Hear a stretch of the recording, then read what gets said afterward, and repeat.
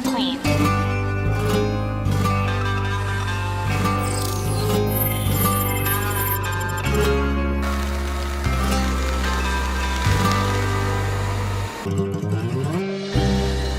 Starting to clean again.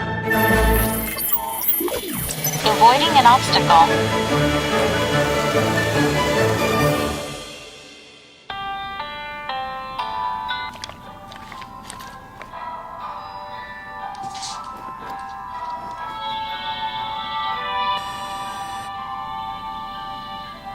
Finished cleaning. Returning to the station.